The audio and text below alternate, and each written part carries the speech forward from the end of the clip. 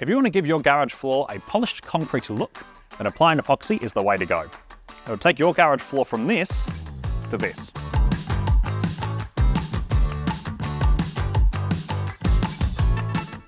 Hi, I'm Jack, and this is how to epoxy a garage floor.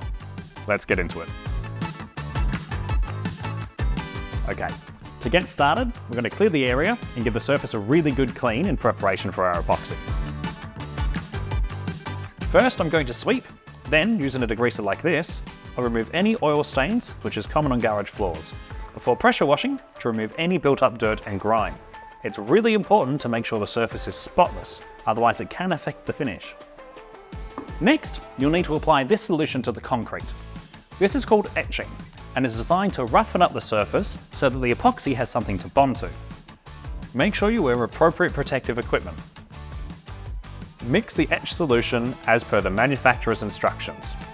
Then, using a watering can, work in 3 by 3 meter sections applying the solution.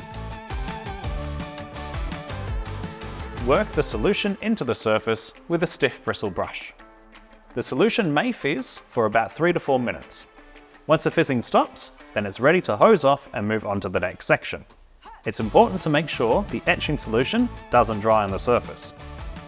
After etching, give the floor a thorough rinse, then remove any excess water using a squeegee before leaving it to completely dry. 72 hours at a minimum is a good guide. Once dry, the surface should feel rough to touch and water should be easily absorbed into the concrete. Wipe your fingers over the floor, and if your fingers pick up dust or powder residue, you need to repeat the rinsing process until it's all gone. Now we need to make sure the concrete is totally dry. To do a moisture test, tape down some plastic in a few areas and leave them to sit for about a day. Now, we've left our garage floor for a few days to dry, but before we apply our epoxy, we have to make sure the concrete is completely dry, because any hidden moisture will result in the epoxy not adhering. After 24 hours, peel them off and check underneath. If you spot any condensation or dampness, that means there's moisture lurking around. If there is, leave it to dry for a longer period. If it's dry, you're good to go. Now, I'm going to prepare the edges of the garage for the epoxy by taping up. Then, I'm going to mix the epoxy solution together, ready to apply. From here, we have to work fast, because epoxy cures really quickly, and we only have a short window after it's mixed before it cures. So, to help me work quickly and effectively, I'm getting everything prepared first. Here, I have my epoxy mix, my brush for cutting in, my roller for doing the main surface, and also these cups for my decorative flakes. Opening the flakes, I'm separating them evenly across the 4 cups, and then placing them around the garage.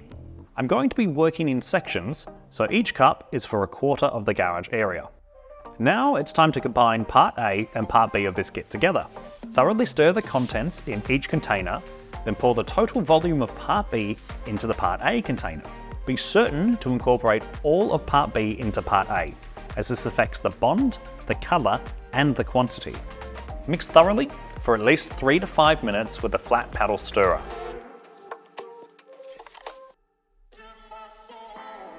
Painted surfaces can become slippery when wet, so it's a good idea to mix in an anti-slip additive during the mixing of these 2 parts. After mixing the 2 parts, you need to leave it to stand for the appropriate induction time, stirring only occasionally.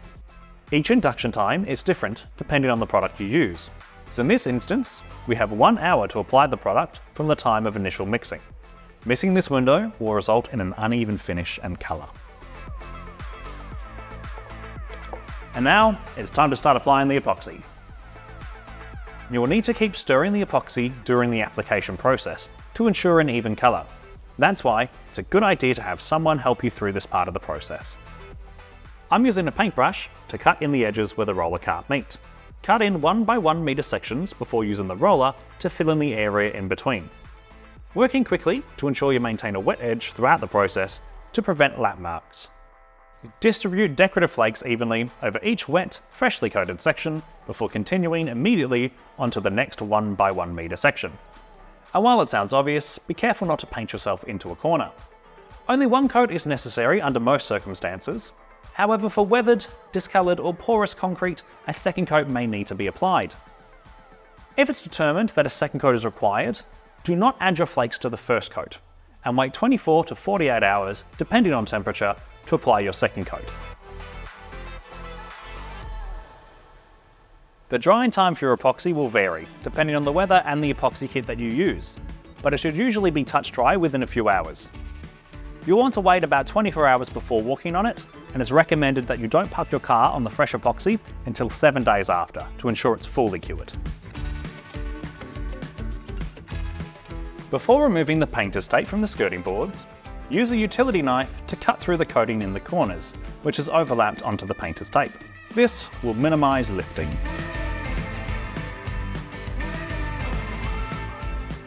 And there you have it, a brand new upgraded garage floor that looks just like polished concrete. We hope you enjoyed this project.